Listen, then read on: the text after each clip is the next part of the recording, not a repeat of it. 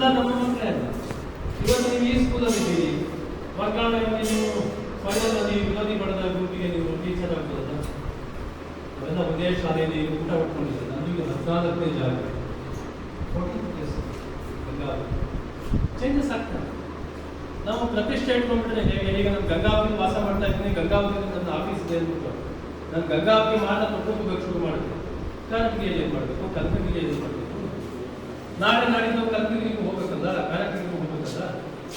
ಇದನ್ನ ನಾವು ಪ್ರಜ್ಞೆ ಇಟ್ಟುಕೊಂಡು ಒಂದು ಪ್ರಾಮಾಣಿಕವಾದಂತಹ ಒಂದು ಎವ್ಯಾಲ್ಯೂಯೇಷನ್ ನಿಮ್ಮ ಕಡೆಯಿಂದ ಆಗುತ್ತೆ.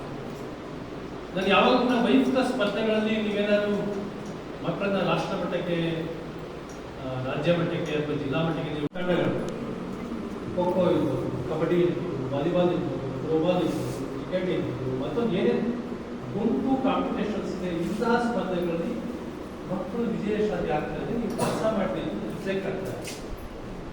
ಅದರಿಂದ ಸರ್ ನಾನು ಕಳಿಸಿದ್ದೀನಿ ಸರ್, ನೋಡಿ ಹರ್ಡಲ್ಸ್ ಅಲ್ಲಿ, ಅಥ್ಲೆಟಿಕ್ಸ್ ಅಲ್ಲಿ ಹೋಗಿದ್ದಾರೆ ಸರ್, ಅದಕ್ಕೆ ಹೋಗಿದ್ದಾರೆ, ಸಪೋರ್ಟ್ ಮಾಡ್ತೀವಿ, ಇಲ್ಲ ಅಂತ ಹೇಳಲಿಕ್ಕೆ ಸಾಧ್ಯ. ನಿಮ್ದು 25% ಆಗಿ ಹೋಗೋದಕ್ಕೆ 75. ಶಾರ್ಟ್ ಪುಟ್ ಅಲ್ಲಿ ಒಂದು ಬಲಾಟೆ ಆಗಿರ್ತಾರೆ ಎಸ್ ಸರ್. ಸೊ ಬಲಾಟೆಯಲ್ಲಿ ನಿಮ್ಮ ಪಾತ್ರ ಏನಿಲ್ಲ. ನಾವು ಹೊಟ್ಟೆ ಕೊಡ್ತೀವಿ, ಊಟ ಕೊಡ್ತೀವಿ, ಮನೆಯಲ್ಲಿ ಒಂದು ಏನು ತಯಾರಾಗಿದೆ ಆ ವಂಶವಾಹಿ ಜೀನ್ಗಳಲ್ಲಿ ಕೆಲಸ ಮಾಡುತ್ತೆ. ಅದರಂತೆ ಅಥವಾ ವೈಯಕ್ತಿಕ ಸ್ಪರ್ಧೆಗಳಿಗೆ ಬಹುಮಾನ. ಸೊ ನಿಮ್ಮ ಒಂದು ಸಾಧನೆ ಎಲ್ಲಿ ನಾವು ನೋಡಲಿಕ್ಕೆ ಸಾಧ್ಯ ಇದೆ. ಕಳಿಸಿದ್ದೀನಿ ಸರ್, ತುಂಬಾ ಹೆಮ್ಮೆ ಆಯ್ತು ಮೇಡಮ್ ಬಗ್ಗೆ ತುಂಬಾ ಹೆಮ್ಮೆ ಆಯ್ತು. ಸೊ ಇದು ಆಗ್ಬೇಕಲ್ಲ.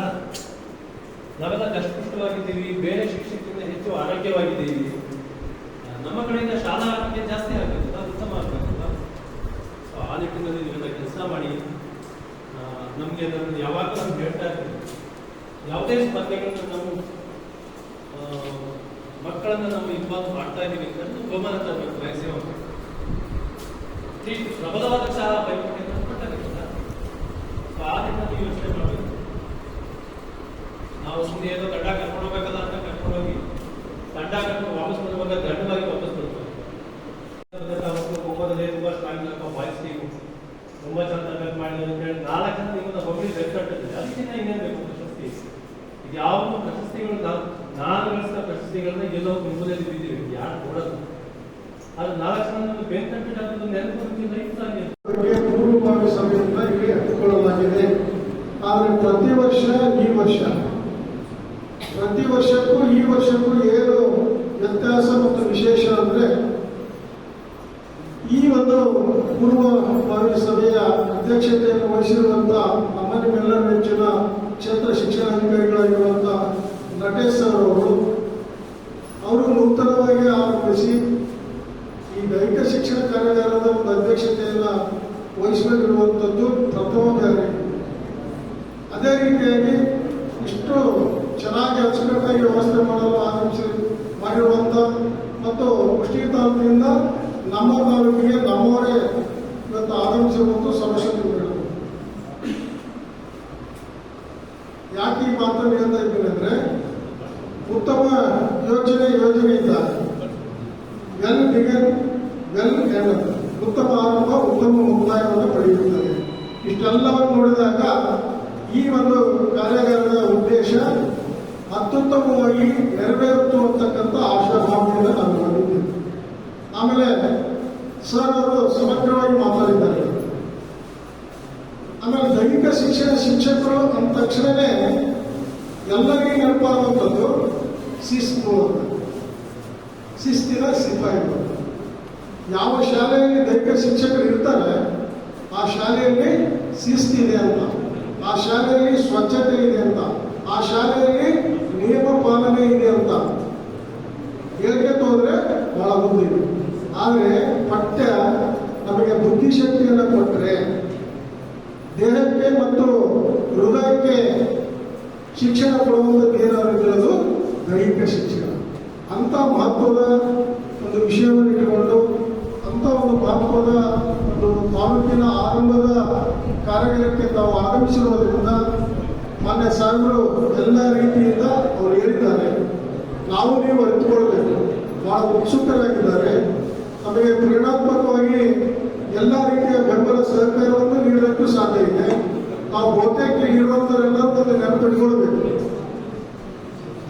ದಕ್ಷವಾಗಿ, ಪ್ರಾಮಾಣಿಕವಾಗಿ ಮತ್ತು ಸೃಜನಶೀಲವಾಗಿ, ಕ್ರಿಯಾಶೀಲವಾಗಿ ಕೇವಲ ಮಾತಾಡೋದಲ್ಲ, ಆ ರೀತಿ ನಡಿಕೊಳ್ಳುವಂಥ ಒಂದು ಜೀವನ ನಾವೇನಾದ್ರು ನೋಡಿದ್ರೆ ನಡೆಸಲು ಅಂತಕ್ಕಂಥ ಮಾತನ್ನು ನಾನು ಹೆಮ್ಮೆಯಿಂದ ಹೇಳಲು ಇಷ್ಟಪಡ್ತೇನೆ. ಅದೇ ರೀತಿಯಿಂದ ಉತ್ಸುಕರಾಗಿ ನನ್ನ ತನ್ನ ಮೇಲೆ ಅಖಂಡ ಸೇವೆ ಸಲ್ಲಿಸಿ ಬಡ್ತಿಯನ್ನು ಪಡೆದು ನನ್ನ ಆಫೀಸ್ಗೆ ಹೋಗಬೇಕಂತಕ್ಕಂಥವ್ರು ಸಂಕಲ್ಪಗಳು ಈಡೇರಿಲ್ಲ. ಯಾಕಂದರೆ ಕಾರ್ಯದಲ್ಲಿ ಅವರು ಇರಲಿಲ್ಲ. ಅದನ್ನೇ ಚರಬಡದಲ್ಲಿ ಇವತ್ತು ಬಂದಿದ್ದಾರೆ, ಅವರು ಒಂದು ಕನಸು ಇಟ್ಕೊಂಡಿದ್ದಾರೆ. ಆಮೇಲೆ ಇದೆಲ್ಲಕ್ಕಿಂತ ಹೆಚ್ಚಾಗಿ ಗಂಗಾವತಿ ತಾಲೂಕಿನ ಶಿಕ್ಷಕರು, ಅದರಲ್ಲಿ ವಿಶೇಷವಾಗಿ ದೈಹಿಕ ಶಿಕ್ಷಣ ಶಿಕ್ಷಕರು ತಮ್ಮದೇ ಆದಂಥ ಒಂದು ಮಾದರಿಯನ್ನು ಶಕ್ತಿವಂತನ ನನಗೆ ಗೊತ್ತಿದೆ. ಆದರೂ ಈ ದೈಹಿಕ ಶಿಕ್ಷಕರಿಗೆ ಮತ್ತು ಕ್ರೀಡಾಪಟು ವಿದ್ಯಾರ್ಥಿಗಳಿಗಾಗಲಿ ಸಂಘಟನೆಗಳಿಗಾಗಲಿ ಯಾವಾಗಲೂ ಒಂದು ಕೊಡುಗೆಯನ್ನು ದಾನವನ್ನು ಇಟ್ಕೊಂತ ಬಂದಿದ್ದಾರೆ. ಇವತ್ತು ಸುಮಾರು ಸಾವಿರ ಹೇಳಿದ್ರು, ನನಗೆ ಗೊತ್ತಿದ್ದಿಲ್ಲ. ಅದು ನಾನು ನನ್ನ ಮಾತಿನಲ್ಲೇ ಮಾತಾಡಬೇಕು, ನನ್ನ ಮಾತಕ್ಕೆ ಇಲ್ಲಿ ಬಂದಿದ್ದೀನಿ. 85,000 ಮೌಲ್ಯದ ಒಂದು ಮತ್ತು ಟ್ರ್ಯಾಕ್ ಸೂಟ್ಗಳನ್ನು ಅದಕ್ಕೆ ವಿಶೇಷವಾಗಿ ದೈಹಿಕ ಶಿಕ್ಷಕರಿಗೆ ಮತ್ತು POSರಿಗೆ ದೈಹಿಕ ಶಿಕ್ಷಣ ಅಧಿಕಾರಿಗಳಿಗೆ ನೀಡಿದ್ದಾರೆ. ಹಾಗಾಗಿ ನನ್ನ ವೈಯಕ್ತಿಕವಾಗಿ ಮತ್ತು ಸಂಘಟನೆ ಪರವಾಗಿ ಹೃತ್ಪೂರ್ವಕವಾದ ಅಭಿನಂದನೆಗಳನ್ನು ಅವರಿಗೆ ಸಲ್ಲಿಸ್ತಾ ಇದ್ದೀನಿ. ಹಾಗಾಗಿ ಇನ್ನೂ ಆ ಶಕ್ತಿ ದೇವರು ಅವರೇನು ಯಾವತ್ತಿಗೂ ಈ ಅಭಿಮಾನದಿಂದ ಫೋನ್ ಮಾಡ್ತಾರಲ್ಲ, ಆ ಶಕ್ತಿಯನ್ನು ಇನ್ನೂ ಹೆಚ್ಚು ಕೊಡಲಿ ಭಗವಂತ ಅಂತ ನಾವು ಭಗವಂತನ ಕೇಳ್ಬಿಟ್ಟು ನಾನು ಎರಡು ಮಾತು ಮುಗಿಸ್ತಾ ಇದ್ದೇನೆ. ಇವತ್ತು ಹುಟ್ಟುಹಬ್ಬದ ನಿಮಿತ್ತ ಈ ಒಂದು ಕೊಡುಗೆಯನ್ನು ಮತ್ತು ಈ ಕಾರ್ಯಾಗಾರನೇ ಇವತ್ತು ಇತಿಹಾಸದಲ್ಲಿ ಬರೆದಿರುವಂಥ ಕಾರ್ಯಾಗಾರ ಅಂತ ನನಗೆ ಅನಿಸ್ತಾ ಇದೆ. ಹಾಗಾಗಿ ಅವರ ಜನ್ಮದಿನಕ್ಕೆ ಹುಟ್ಟು ಹಬ್ಬದ ಶುಭಾಶಯಗಳನ್ನು ಕೋರುವುದರ ಮೂಲಕ ಅವರು ಕುಟುಂಬಕ್ಕೆ ಭಗವಂತ ಸದಾ ಯಾವತ್ತೂ ಸುಖ, ಶಾಂತಿ, ನೆಮ್ಮದಿ, ಸಮೃದ್ಧಿಯನ್ನು ನೀಡಲಿ ಅಂತ ದೇವರಿಗೆ ಕೋರುತ್ತಾ ಅವರು ಒಳ್ಳೆಯದಾಗಲಿ ಅಂತ ನಾನು ಮತ್ತೊಮ್ಮೆ ಶುಭಾಶಯಗಳನ್ನು ಕ್ರೀಡಾಕೂಟದಲ್ಲಿ ಭಾಗವಹಿಸ್ತಕ್ಕಂಥ ಎಲ್ಲ ದೈಹಿಕ ಶಿಕ್ಷಕರಿಗೆ ಅವರೆಲ್ಲರಿಗೂ ಒಂದು ಟ್ರ್ಯಾಕ್ ಶೂಟನ್ನು ಕೊಡ್ತಕ್ಕಂಥ ಒಂದು ನಿರ್ಧಾರವನ್ನು ಮಾಡಿ ಸುಮಾರು ದೊಡ್ಡ ಪ್ರಮಾಣದ ಮೊತ್ತವನ್ನು ಅದಕ್ಕೆ ವ್ಯಯಿಸಿ ತಮ್ಮ ವೈಯಕ್ತಿಕ ಹಣವನ್ನು ಅದಕ್ಕೆ ಖರ್ಚು ಮಾಡಿ ಎಲ್ಲ ಶಿಕ್ಷಕರಿಗೂ ಕೊಡ್ತಕ್ಕಂಥ ಒಂದು ವ್ಯವಸ್ಥೆಯನ್ನು ಏನು ಮಾಡಿದರೆ ಅವರಿಗೆ ಮೊಟ್ಟ ಮೊದಲನೇದಾಗಿ ನಮ್ಮ ಶಿಕ್ಷಕರ ಸಂಘದ ಎಲ್ಲ ಪದಾಧಿಕಾರಿಗಳ ಪರವಾಗಿ ಶ್ರೀ ಶಿವಕಾಂತ್ ಅವರಿಗೆ ತುಂಬುವುದರ ಅಭಿನಂದನೆಗಳನ್ನು ಸದಾ ಹೀಗೆ ತಮ್ಮ ಶಿಕ್ಷಕರ ಪರವಾಗಿ ಮತ್ತು ಶಿಕ್ಷಕರಿಗೆ ಪ್ರೋತ್ಸಾಹದಾಯಕ ಕಾರ್ಯಕ್ರಮಗಳು ತಮ್ಮಿಂದ ನಡೀತಾ ಇರಲಿ ಅಂತ ಒಂದು ಆಶಾಭಾವನೆಯನ್ನು ವ್ಯಕ್ತಪಡುತ್ತಾ ಈ ಒಂದು ಕಾರ್ಯಕ್ರಮದ ಉದ್ದೇಶವನ್ನು ನಾವು ಹೇಳೋದಾದರೆ 3 ತಾಲೂಕುಗಳು ಕೂಡ ಇಲ್ಲಿ ಯಾಕಂದರೆ ತಾಲೂಕುಗಳು ಬೇರೆ ಆಗಿರ್ಬೋದು, ಆಡಳಿತ ಇನ್ನೂ ಬೇರ್ಪಟ್ಟಿಲ್ಲ. ಬೇರ್ಪಡದ ಕಾರಣ ಇಡೀ ಅಖಂಡ ತಾಲೂಕಿಗೆ ಈ ಕಾರ್ಯಕ್ರಮದ ಆಯೋಜನೆಯನ್ನು ಮಾಡಲಾಗುತ್ತೆ. ಯಾಕಂದರೆ ನಮಗೆ ಕ್ಷೇತ್ರ ಶಿಕ್ಷಣಾಧಿಕಾರಿಗಳಿರ್ತಕ್ಕಂಥ ಒಬ್ಬರೇ ಆಗಿರೋದ್ರಿಂದ ಇಡೀ ಅಖಂಡ ತಾಲೂಕುಗಳೇ ಈ ಒಂದು ಕ್ರೀಡಾಕೂಟಗಳ ಆಯೋಜನೆ ಮಾಡಲಾಗುತ್ತೆ. ಅದರಲ್ಲೂ ಪ್ರಾಥಮಿಕವಾಗಿ 14 ವಿಭಾಗಗಳ ಒಂದು ವಲಯಗಳನ್ನು ಮಾಡಿಕೊಂಡು ಈ ಒಂದು ಕ್ರೀಡಾಕೂಟವನ್ನು ಆಯೋಜನೆ ಮಾಡಿಕೊಳ್ಳೋದು ಬಹಳ ಸಂತೋಷದ ವಿಷಯ. ಆ ಒಂದು 14 ವಿಭಾಗದಲ್ಲಿ ನಮ್ಮ ಪ್ರಾಥಮಿಕ ವಿಭಾಗದಲ್ಲಿರತಕ್ಕಂಥ ಎಲ್ಲ ವಲಯಗಳಿಗೂ ಕೂಡ ನಮ್ಮ ಶಿಕ್ಷಕರ ಸಂಘಟನೆ ಸಂಪೂರ್ಣವಾದಂಥ ಬೆಂಬಲವನ್ನು ನೀಡುತ್ತೆ. ನಮ್ಮ ಗಂಗಾವತಿ ವಲಯ ತಾಲೂಕು ಇರ್ಬೋದು, ಅಥವಾ ಕಾಟಿಗೆ ತಾಲೂಕು ಇರ್ಬೋದು, ಮತ್ತು ಕನಗಿರಿ ತಾಲೂಕು ಇರ್ಬೋದು, 3 ತಾಲೂಕುಗಳ ಸಂಘಟನೆಯ ಅಧ್ಯಕ್ಷರು ಸಂಪೂರ್ಣವಾದ ಸಹಕಾರವನ್ನು ಈ ಒಂದು ಕ್ರೀಡಾಕೂಟಕ್ಕೆ ನಾವು ನೀಡ್ತೀವಿ ಅಂತಕ್ಕಂಥ ಒಂದು ನಿರ್ಧಾರವನ್ನು ನಮ್ಮ ಕ್ಷೇತ್ರ ಶಿಕ್ಷಣಾಧಿಕಾರಿಗಳಿಗೆ ಅವರ ಒಂದು ಗಮನಕ್ಕೆ ಸಲ್ಲಿಸ್ತಾ, ಹಾಗೆ ಹೇಳಿದ PO ಸಾಹೇಬರು ನಮ್ಮ ತಾಲೂಕಿನಲ್ಲಿ ವಿಶೇಷವಾಗಿ ಏನಂದರೆ ಅವರು ಎಲ್ಲ ಶಾಲೆಗಳಲ್ಲಿ ಹೋದಾಗ ಯಾವುದೇ ಒಂದು ಶಿಕ್ಷಕರಿಗೆ ನಾವು ಇದುವರೆಗೆ ಅನೇಕ POಗಳನ್ನು ಕೂಡ ನಾವು ನೋಡಿದ್ದೀವಿ. ಬಹಳಷ್ಟು ಆಡಳಿತದಲ್ಲಿ ಕೆಲವೊಂದಿಷ್ಟು ವಿಷಯಗಳಲ್ಲಿ ಅನೇಕ ಜನ ಶಿಕ್ಷಕರು ನಮಗೆ ಹೇಳ್ತಾ ಇರ್ತಾರೆ, ಇಲ್ಲ ಹಾಗೆ ಮಾತಾಡಿದ್ವಿ, ಹೀಗೆ ಮಾತಾಡಿದ್ವಿ, ಹಾಗೆ ಹೀಗೆ ಅಂತೇಳಿ. ಆದರೆ ನಮ್ಮ ತಾಲೂಕಿಗೆ ಮೈಸೂರಿನಿಂದ ದೂರದಿಂದ ಬಂದರೂ ಕೂಡ ನಮ್ಮ ಎಲ್ಲ ಶಿಕ್ಷಕರಿಗೆ ಹತ್ತಿರವಾದಂಥವರು ನಟೇಶ್ ಅವರು. ಯಾಕಂದರೆ ಯಾವುದೇ ಒಂದು ಶಿಕ್ಷಕರ ಬಗ್ಗೆ ಬಹಳ ಪ್ರೀತಿ ಗೌರವದಿಂದ ಅವರನ್ನು ಕಾಣ್ತಾ ಅವರಿಗೆ ಒಳ್ಳೆಯ ಮಾರ್ಗದರ್ಶನವನ್ನು ನೀಡ್ತಾ ಒಂದು ಶೈಕ್ಷಣಿಕ ಅಭಿವೃದ್ಧಿಯಲ್ಲಿ ಬಹಳ ಪ್ರಮುಖವಾದಂಥ ಒಂದು ಪಾತ್ರವನ್ನು ವಹಿಸ್ತಾ ಇದ್ದಾರೆ. ನಾವು ಕೂಡ ಸಂಘಟನೆಯವರನ್ನು ಕೂಡ ನಾವು ಆಗಾಗ ನಾವು ಅವ್ರಿಗೆ ಭೇಟಿಯಾಗಿರೋದು ಕೂಡ ಅವರೇ ಫೋನ್ ಮಾಡಿರ್ತಾರೆ. ಏನು ಮಾಡೋದು ಸಾಯ್ತಲ್ಲ ಭೇಟಿಯಾಗಿಲ್ಲ ಬರೀ ಮಾತಾಡೋಣ ಕಾಫಿ ಕುಡಿಯೋಣ ಅಂತ ಹೇಳ್ತಾ ಇರ್ತಾರೆ. ಆದರೆ ನಾವು ಕಾಫಿ ಕುಡಿಯೋದಕ್ಕೆ ಅವ್ರು ಅಂದ್ರೆ ಅವ್ರ ಮನೆ ಕಾಫಿ ಅವ್ರ ಕಾಸಿಂದ ನಾವು ಕುಡಿಯೋಕೆ ಹೋಗ್ಬೇಕಾಗುತ್ತೆ. ಆದ್ದರಿಂದ ಬೇಡ ಅಂತ ದೃಷ್ಟಿಯಿಂದ ಅವ್ರು ಆದಷ್ಟು ಕುಟುಂಬವನ್ನೇ ಇಲ್ಲಿ ಶಿಫ್ಟ್ ಮಾಡಿಕೊಂಡು ಫುಲ್ಫಿಲೆಂಜಾಗಿ ಗಂಗಾವತಿಯವರಾಗಿ ಇರಲಿ ಅಂತೇಳಿ ನಾವು, ಯಾಕಂದ್ರೆ ಅವ್ರ ಬಾಯಿ ಮೈಸೂರು ಅಂತ ಬರಬಾರ್ದು, ಗಂಗಾವತಿ ಅಂತ ಹೇಳಿದ್ರೆ ನಮ್ಗೆ ಖುಷಿ ಆಗ್ತದೆ. ಯಾಕಂದ್ರೆ ಈಗಾಗಲೇ ಮೊನ್ನೆ ವೆಂಕಟೇಶ್ ಅವರು BO ಇದ್ದಾಗ ಹೇಳಿದ್ರು, ನಾನು ಕುರುಗೋಡಿನಲ್ಲಿ ಹೆಂಗೆ ಮಾಡಿದೆ, ಬಳ್ಳಾರಿಲಿ ಹಿಂಗೆ ಮಾಡಿದೆ ಅಂತ ಹೇಳ್ತಾ ಇದ್ರು.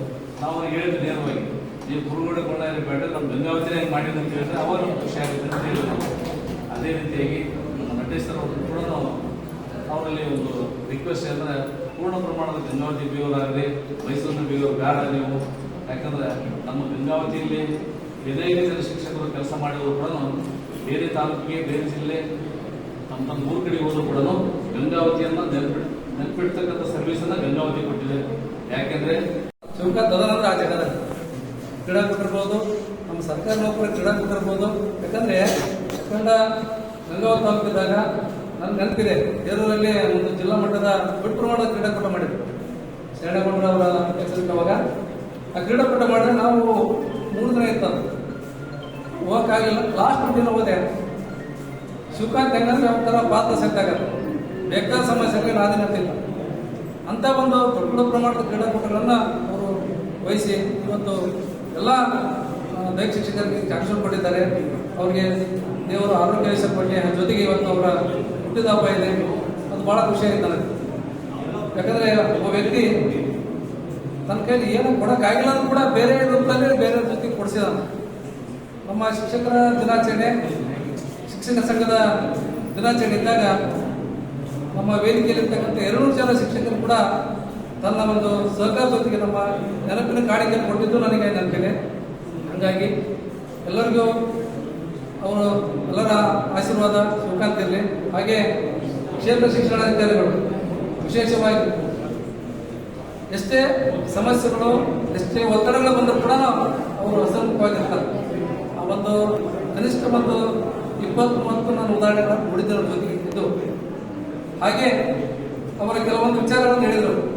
ಅವನ್ನ ಖುಷಿಯಿಂದ ಹೇಳಿರ್ಬೋದು, ಆದರೆ ನಾವು ಅವನ್ನ ಮಾರ್ಮಿಕವಾಗಿ ತೆಗೆದುಕೊಂಡು ನಮ್ಮ ಶಾಲೆಯಲ್ಲಿ ತಪ್ಪದೇ ನಾವು ಕಾರ್ಯಕ್ರಮಗೊಂಡಾಗ ನಾವು ಮಕ್ಕಳ ದಾಖಲಾತಿ ಮಾಡಲು ಸಾಧ್ಯ ಇದೆ. ನನಗನ್ನಿಸ್ತಾ ಇದೆ ನಗರದಲ್ಲಿ